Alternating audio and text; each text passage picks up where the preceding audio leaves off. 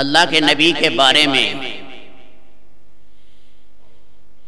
توہین تو بڑی چیز ہے، اشارتاً کنایتاً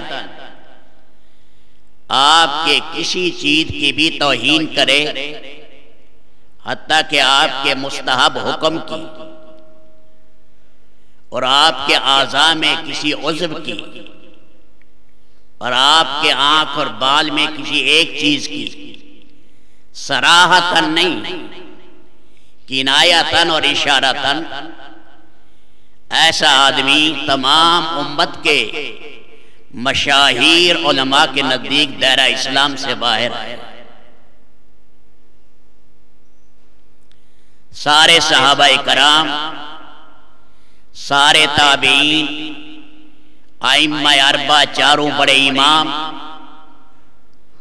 اور سارے مقتدر جتنے بھی صالحین آئے، ان کا یہ متفق علیہ فیصلہ ہے کہ جو اللہ کے نبی کے بارے میں توہین کے کلمات کہے، اشارتاً یا کنایتاً، وہ بھی دائرہ اسلام سے باہر ہے، اور حاکم وقت کا کام ہے کہ ان کو قتل کرے، اس کو قتل کرنا اس پر لازم ہے، واجب ہے۔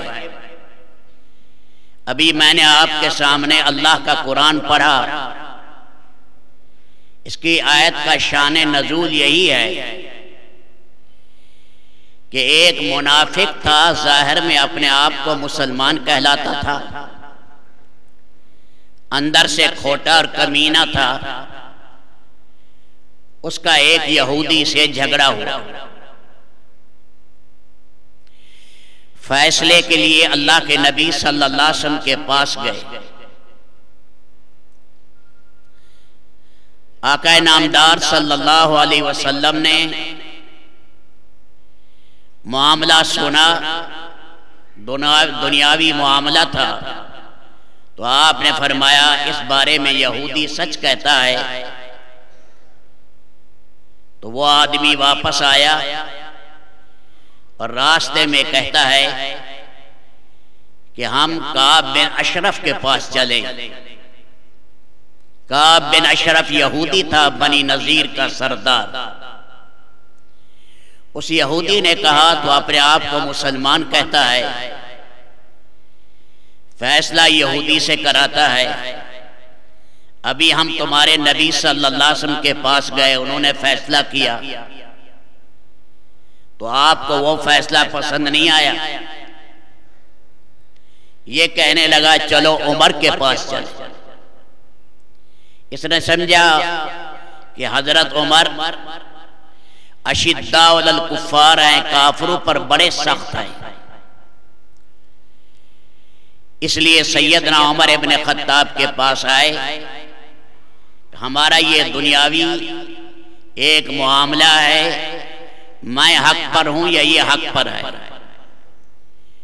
اس یہودی نے کہا کہ اللہ کے نبی پہلے فیصلہ کر چکے ہیں۔ کیا فیصلہ کیا؟ کہ میرے حق میں۔ تو سیدنا عمر ابن خطاب گئے اور اندر سے تلوار لائے اور اس منافق کی گردن اڑا دی۔